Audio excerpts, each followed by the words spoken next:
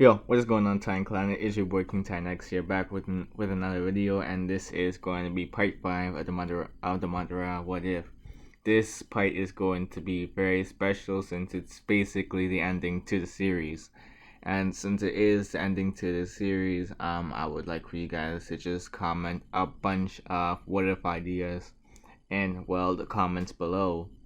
Like, if you can, if you have any ideas, like, it doesn't even matter like how many ideas you spam right now, just give me what if ideas, because like, basically I'm looking through some on the community post, and although like I think like some are interesting, like basically it's gonna be hard to make a story out of them, so that's why I'm asking for you guys to just spam in the comments.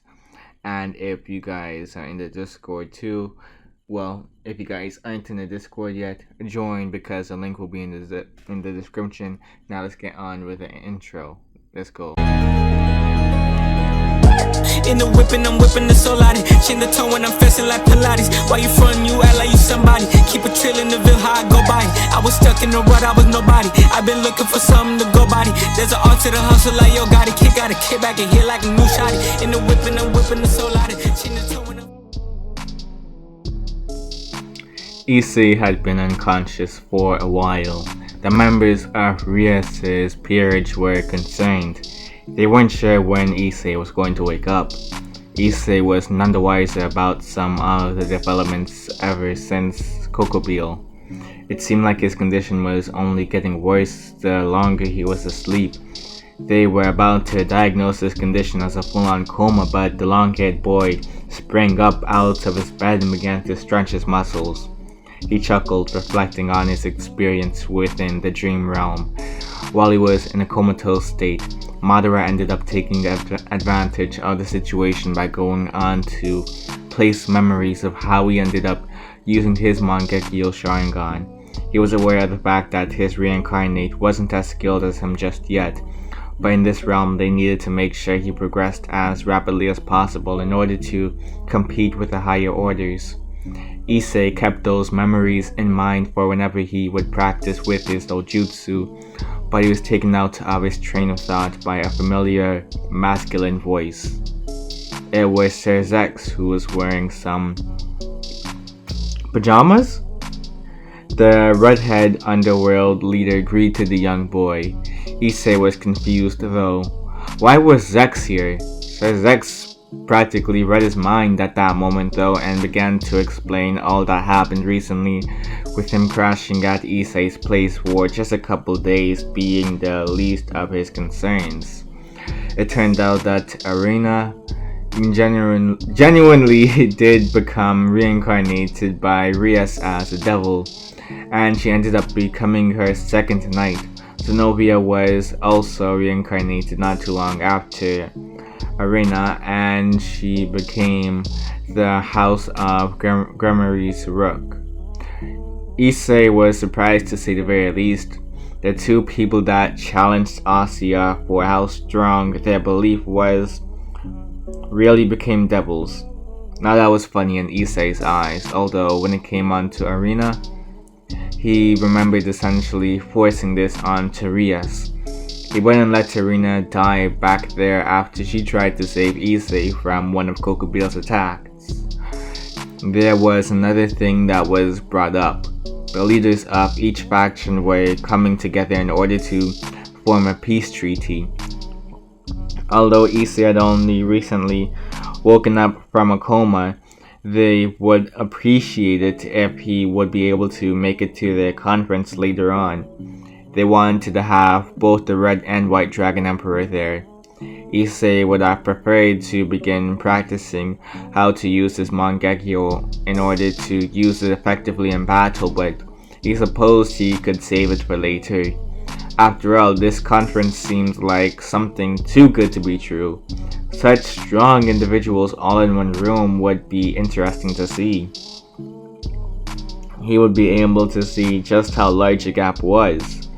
Issei explained that he was all in for this and that he wouldn't miss it for the world. In God trust, and Sir Zex simply chuckled seeing Issei's reaction. There's another surprise for you too, Issei. That will be revealed at the conference as well. Well, maybe earlier than that for all I know. It really just depends on Rias, Sazak explained. Issei's curiosity piqued here. A surprise? He smiled a little as he slid his arms through one of his sleeves and began to put on his shoes. This surprise had to be good if it was coming from Sir Zex himself. He left to go check up on his teammates back at the Occult Research Club, and the first thing he saw was Zenobia attacking what looked like a little kid with a large blue sword. Issei was confused. This didn't seem like how Zenobia would usually act, or was it possible this was another rogue devil? He wasn't sure. He ran in and swiftly grabbed Zenobia's arm before she could continue. The girl was surprised. When she looked up to see who it was, she was even more surprised to see that it was Issei. She was glad to see that he was awake, but that stare he gave her was cold. "What is the meaning of this?" Issei asked. "Oh, training," Zenobia blandly answered. Issei had a deadpan face when he heard that. What kind of training was this? Issei still held down Zenobia's arm and looked over to the child to see if they were alright. They were blonde with pointy ears and they were trying to catch their breath. Issei suggested that Zenobia calm down with this training and let the kid take a break. It seemed like they were trying to flee Zenobia for the last hour or so. Zenobia complied and Issei walked over to the kid. He knelt down and patted their head. "You okay?" Zenobia seemed to really be relentless back there. "By your appearance, you don't seem to be much older than maybe 12 or 13. And you're a little girl too. I'm actually a boy." Issei froze when he heard this. He could practically hear both Drake and Madara laugh in his head, hearing this fact. This kid was a trap! It was time to burn them to a crisp. Issei got up from his kneeling position and began to form a couple of hand signs. Zenobia wasn't familiar with these signs Issei was forming, but Kiba was. He ran over and got in Issei's way. He quickly explained the whole situation and Issei began to calm down. They were aware of the fact Issei hated these forms of trickery, but it didn't seem that the kid did it on purpose. It was his own form of comforting mechanism. Gasper was the kid's name and they were the second bishop on Rias's team. They were actually the first, and apparently he couldn't control his sacred gear all that well, hence why they were trying to train him now with all the new additions to the team. When he heard about the boy's sacred gear, he couldn't help but think about another space-time related eye power from his previous life. Although they worked completely differently, Issei ended up deciding to take over the boys' training since whatever they were doing before wasn't all that effective. That and he had what could be said to be a special eye power as well. Although it wasn't necessarily a sacred gear, many would often mistake it for one. The first thing Issei did was get Gasper to be comfortable in his presence. This would make their training easier if he wasn't nervous to use his eyes. On top of that, Issei also went on to change Gasper's wardrobe since, well, he wasn't a fan of traps at all. For the little amount of time they had before the conference, they figured it would be good to just focus on having Gasper practice with projectiles. He used items of varying sizes, starting with a golf ball, and eventually going on to the size of a desk. He had full permission to use whatever he needed in order to help with Gasper's training, and so far, It seemed that Gasper had no issues with freezing things in place. He had a very interesting and powerful sacred gear. It held a lot of potential, and Issei was thinking of the possibilities. For all they knew, Gasper could eventually develop the strength of the sacred gear to the point where he could freeze an entire area, making them motionless. Time wouldn't pass in their area, while all of those outside of it would see them as target practice for as long as Gasper kept the sacred gear active. This was pretty much all they did for the next couple of days, with Issei implementing some combat into it as well in order to increase Gasper's reflexes. On top of that, Issei added more objects that he threw into the air at a more rapid pace. Each day he would add more objects into the air so Gasper could focus on several things at once. Gasper was beginning to warm up to Issei, and he was slowly converting to more gender-appropriate clothes, such as wearing a jacket and jeans from time to time. It seemed like it was only yesterday Issei had met Gasper, and now they were getting ready for the conference. Gasper had become more attached to Issei, considering how much more understandable Issei was with him.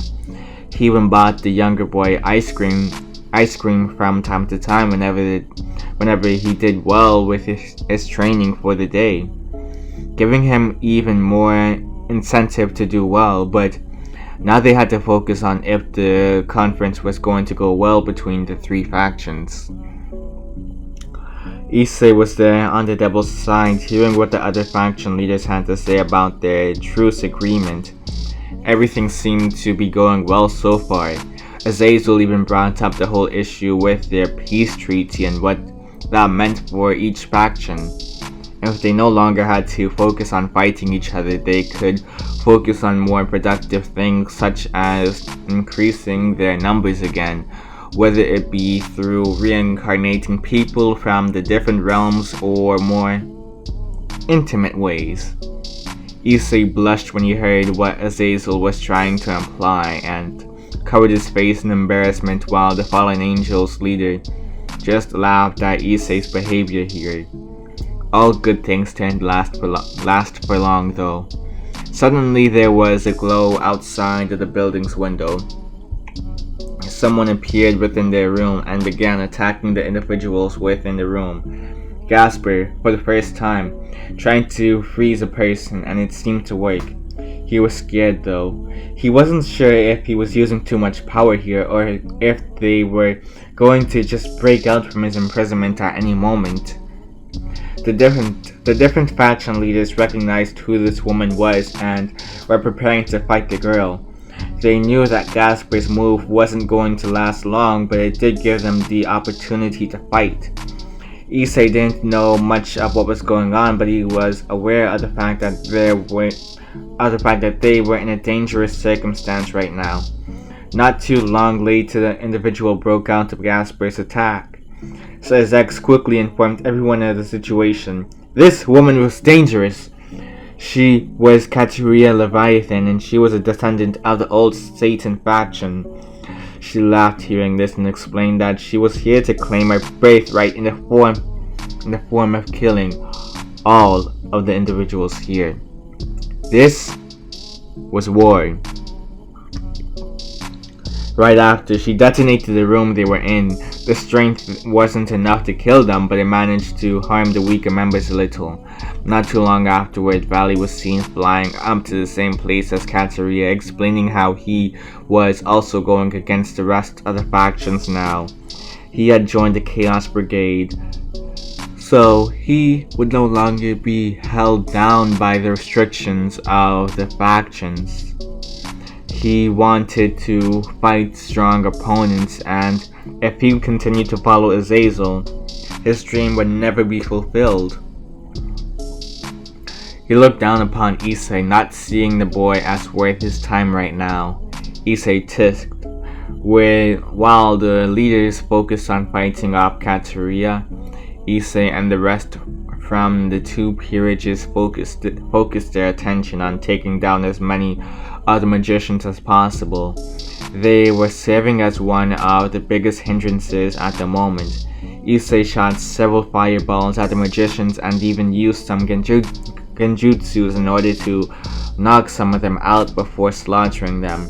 Gasper was a huge help here as well, since he was being pushed to his limits here.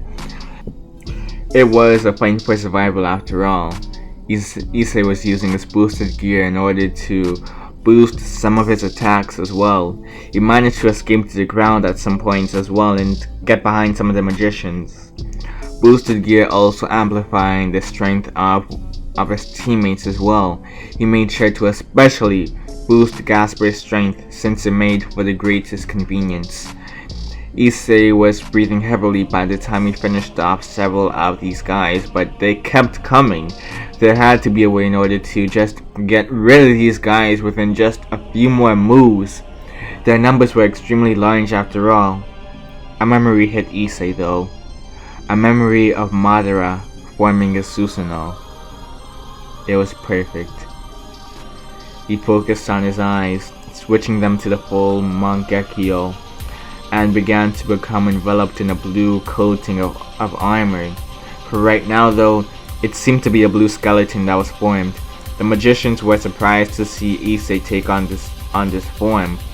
With the addition of boosted gear boosting the strength of the strange armor Issei was in now, it was practically game over for the magicians, as all it took was a swing to get rid of multiple people from their forces. They tried shooting attacks at Issei, but they had little to no effect on him.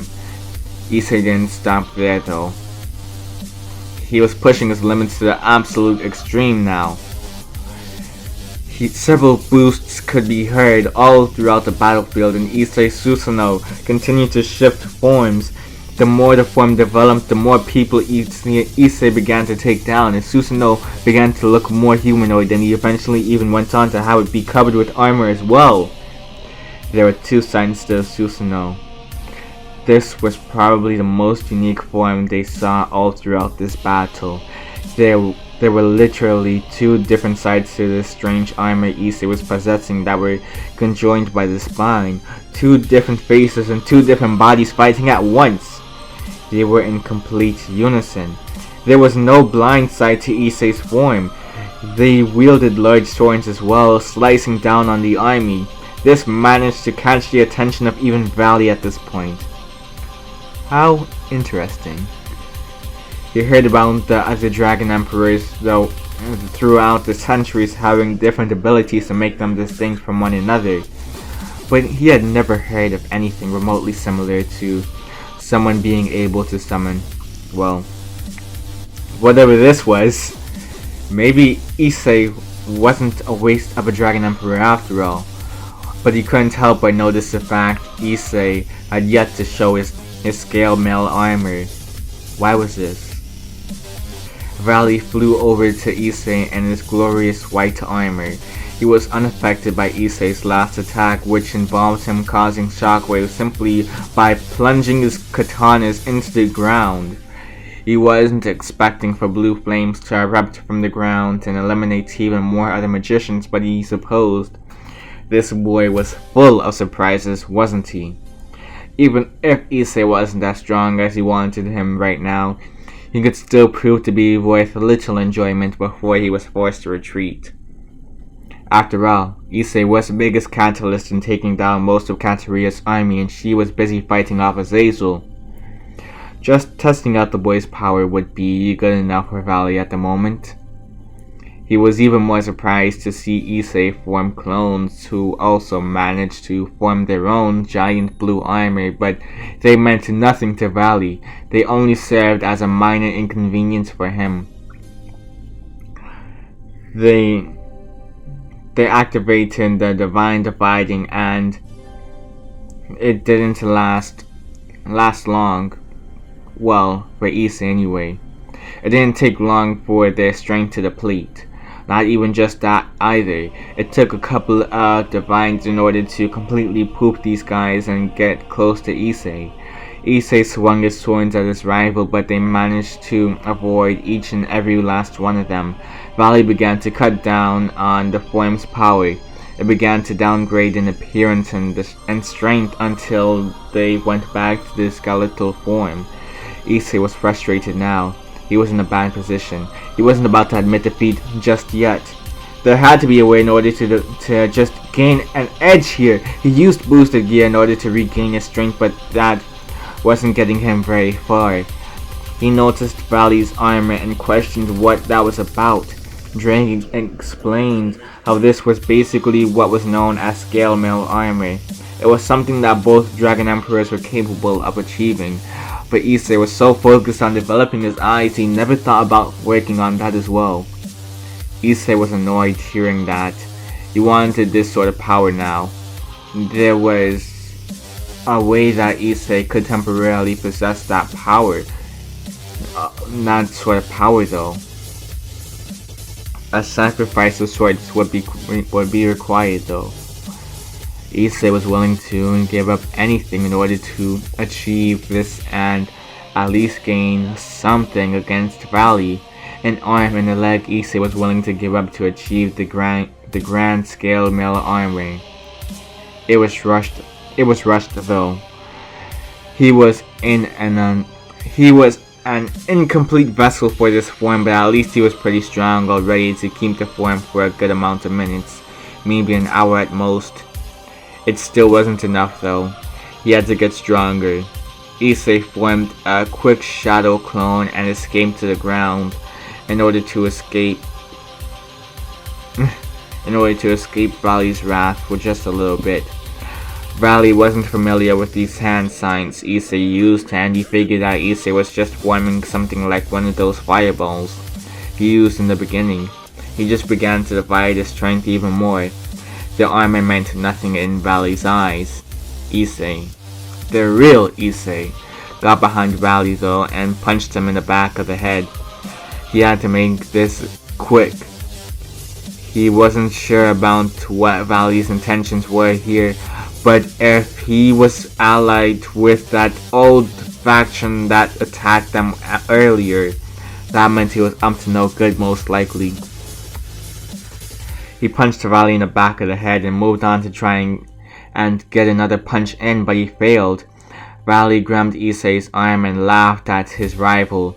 He was surprised to see that Issei could even manage to land one attack on him. Issei attempted to move further and hit Valley again, but they weren't allowing it. Issei was flung into the ground while Valley went on to try and slam himself into Issei. Issei was unable to escape here. He had a broken leg now. He screamed in pain, but he refused to die here.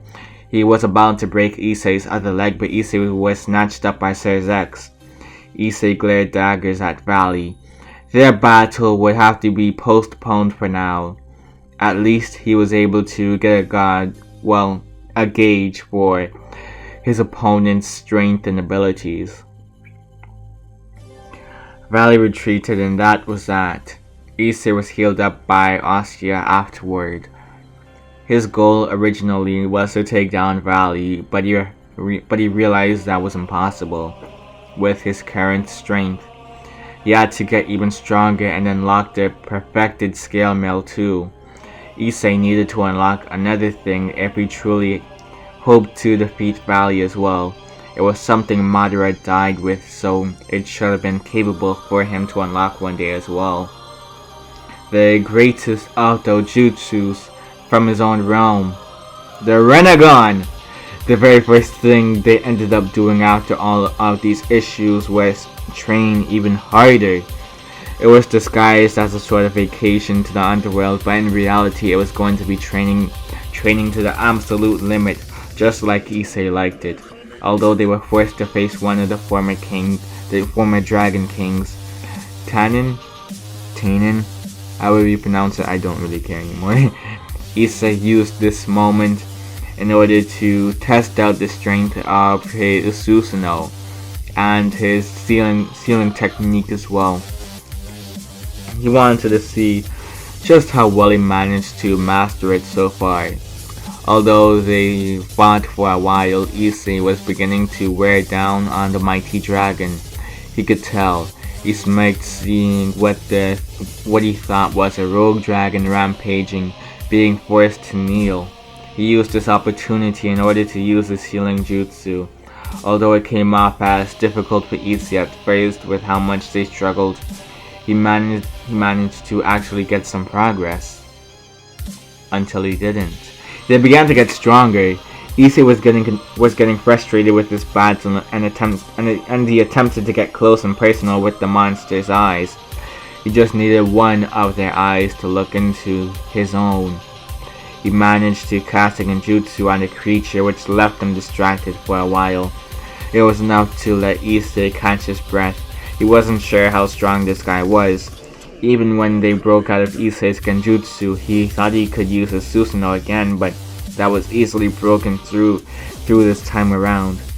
They seemed to fight in a more controlled manner too. What was this dragon? Jeez. Issei was flung into the ground, and right before he thought he was about to die here, the dragon laughed at him as well. He was getting sick of being laughed at, to be honest. He saw how powerful he was in his last life, and he wanted to be like that here. But these guys seem to be on a whole other level right now. The dragon ended up introducing himself as Tainen, and that they were apparently a former dragon king turned devil, a queen piece to be specific, and they would be training in order to get these guys to further levels of strength, since they were, well, pretty pathetic right now. In all honesty, Issei wanted to say something but figured it would be better to hold his tongue for now. He fought this dragon and saw just how little of a match he was for him. He thought his Susanoo was strong for crying out loud. For the next month or so, they trained relentlessly against the grandiose former Dragon King. Issei was the most determined out of the group in order to become strong. Even when the rest of the group were given breaks in between, Issei refused to back down from fighting. He was beaten into the ground multiple times though, and the rest of Rias's peerage had to restrain him.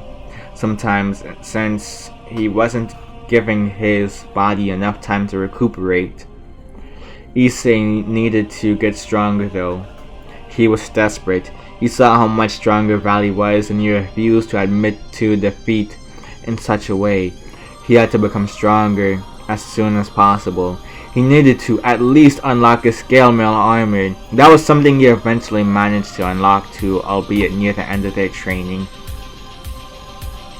He hated to admit it, but even after all of the time they were given, Tainen's strength still eclipsed Issei's own. He would come back one day with the strength to truly defeat him. And Valley too. Issei, after all of the training was over, immediately passed out from pure exhaustion. He had overworked his body quite a bit after all. All he could think about though was unlocking the Rinnegan. He saw how he used it in his previous life after all. He was apparently even able to pass it on to others who used it in their own way. The abilities that were displayed with such a doujutsu was exactly what he needed if he ever wanted to truly defeat Valley. He could only imagine his reaction seeing his literal soul being ripped out. Then again, there was a chance he had something to combat that, but there were far more abilities he would eventually be capable of unlocking through the Rinnegan. Issei did wake up though. He had to go to some sort of banquet for all of the young devils. But in all honesty, he would have rather focused on sharpening his skills against Tainen more. He ended up meeting up with Rise's little sister, Ravel, again, who ended up informing him of how she was traded to her mother's peerage and she was practically a free bishop at that point. since they didn't really participate in rating games like that. Apparently, she had gotten into cooking and wanted Issei to try one of her cakes one day. There was one last thing too, actually. Her older brother, Riser, ended up becoming an absolute shut-in after his defeat to Issei. Issei wanted to laugh hearing that, but kept his composure. He tried to keep cordial with the blonde girl from the Phoenix clan.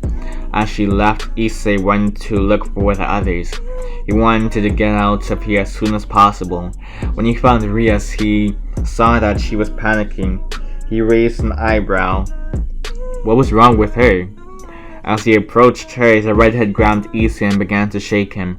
Tears were in her eyes right now. She wanted to know if Issei had seen Konako anywhere, but he shook his head in response. Several minutes went by with no sign of Konako. There was a whole stage party set up to find Konako, but they came up with nothing. Rias was distraught.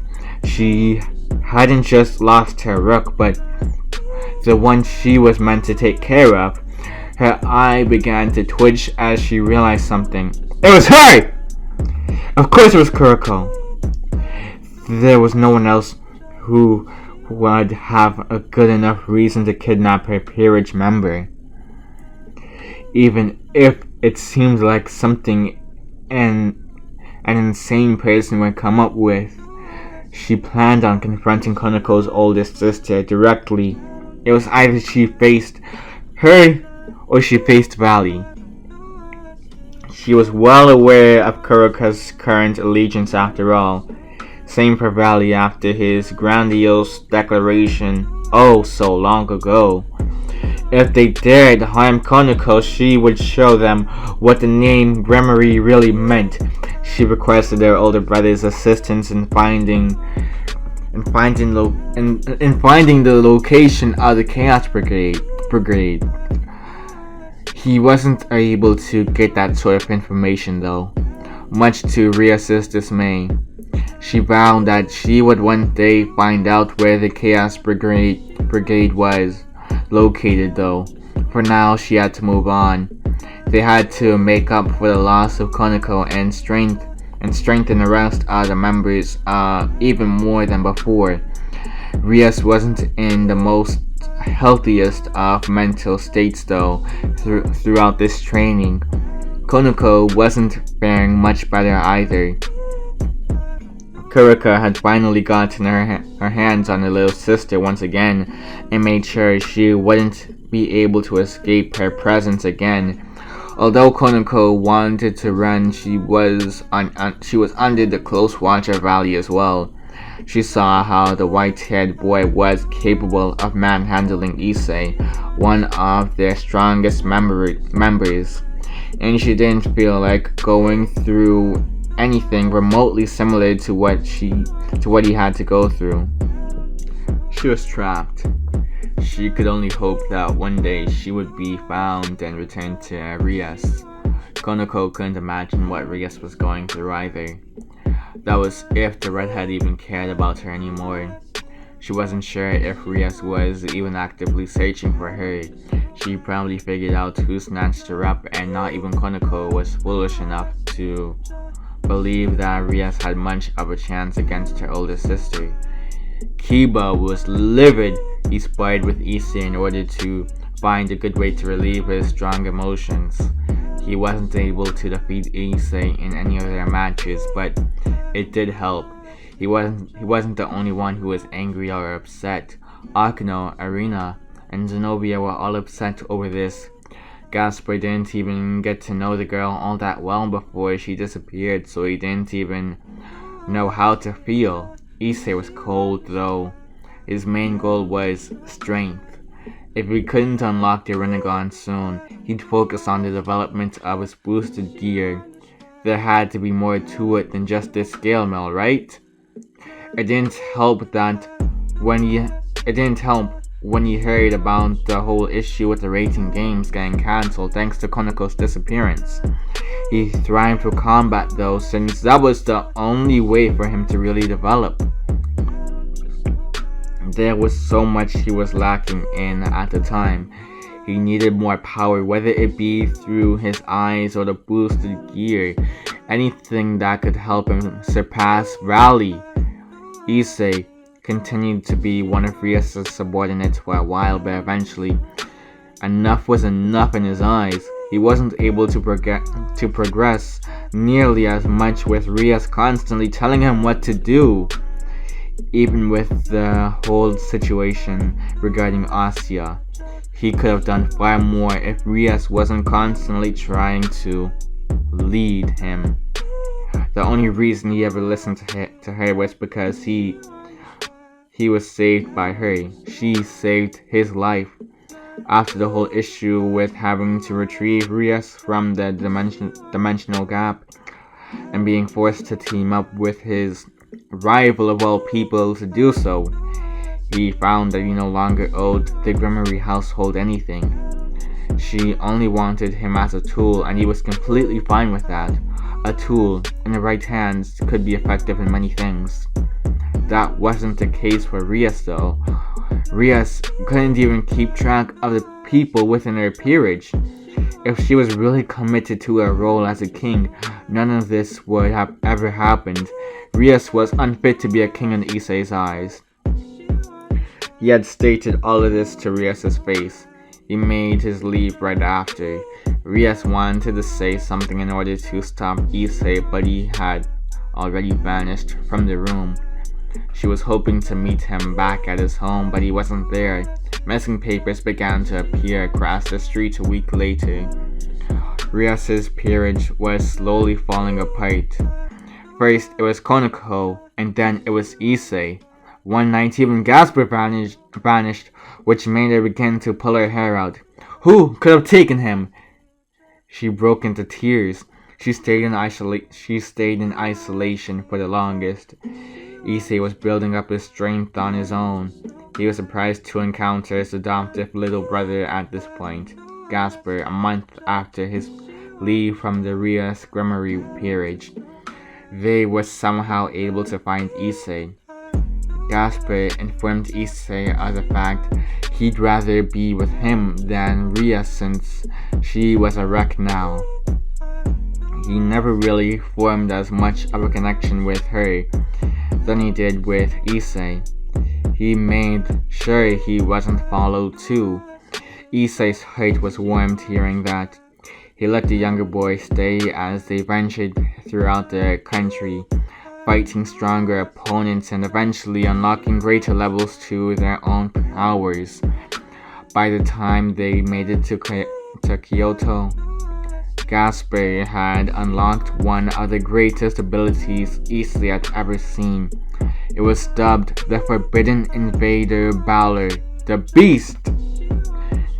It didn't take long to spread their influence throughout the town. Gasper's Balance Breaker was capable of engulfing the whole town in darkness. While this happened, Gasper took on a form resembling that of a dragon, which was around 5 meters in pure size. Although they had to fight some other spirits that were within the town, Issei had no issue battling them. It was made even easier for Issei thanks to Gasper's capability of also making monsters from these shadows as well. Issei had managed to unlock something himself as well. Finally, after several months, he managed to unlock the illustrious Renegon. Add that with him discovering more of the boosted gear, and he had a feeling that things were beginning to look up for him now. After practically taking over Kyoto, a little fox girl tried to attack him, but he was easily able to deal with her. She broke into tears. Everything was going horribly for her. Issei rubbed her head though. He saw her as a child forced into combat. He couldn't fault her for that, but that didn't mean he would let his guard down. he had his 4 limbo clones at standby, just in case she tried anything. She ended up telling Issei her situation and thought Issei was the one to have kidnapped her mother. Issei heard about how prominent of a figure the girl's mother was and became interested. He took the girl as a familiar since she could prove to be useful. She was strong on her own after all. She was cut from a different cloth. He could tell. Gasper's eyes were able to find an interesting group of individuals as well, who had a blonde-haired woman tied. She matched the description the fox girl gave them, but Gasper also mentioned the fact they held some strange objects with them. Issei didn't know what that was about, but Gasper mentioned how the one with black hair gave him a bad vibe, more so from the object he was carrying. Issei thought about the information that was being relayed to him and realized that it wouldn't be too smart to rush into battle without intel on his opponent's abilities. Not only that, but he realized that it would be better to practice the full extent of his Rinnegan abilities before he fought the hero faction's leader. He had all of the memories of Madara now, and he knew exactly how to use the Rinnegan to its full extent. The soul extraction ability and his absorption abilities were probably his best bet in a fight against these guys. He could use the animal path in order to summon creatures of varying size, which could give him the advantage, whether it be from the aerial aspect or possibly from underneath his opponent's feet. Issei also practiced with his boosted gear, eventually finding out about his apparent true potential. It was intense enough to affect the average civilians, causing them to fight anyone they saw for no apparent reason. Issei was eventually satisfied with his skills. It had been a month since he had really gotten in depth with his abilities, and now he was also hearing about, well, a few of his old teammates making their way to Kyoto. How interesting. Was it, well, maybe a field trip they were on?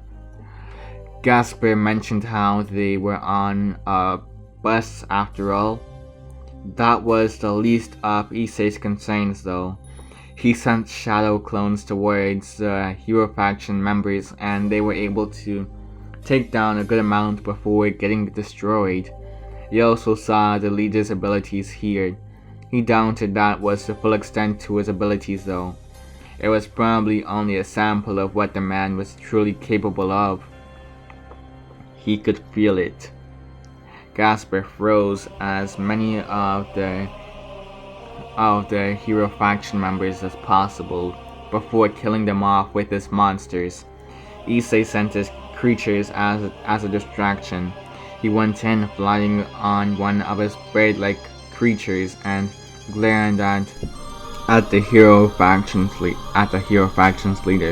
Cao Cao. Seriously, what is up with that name? That name just doesn't sound right for a character like him. Anyways, his limbo clones could only do so much here, but he just needed to temporarily pin the man, maybe grab him.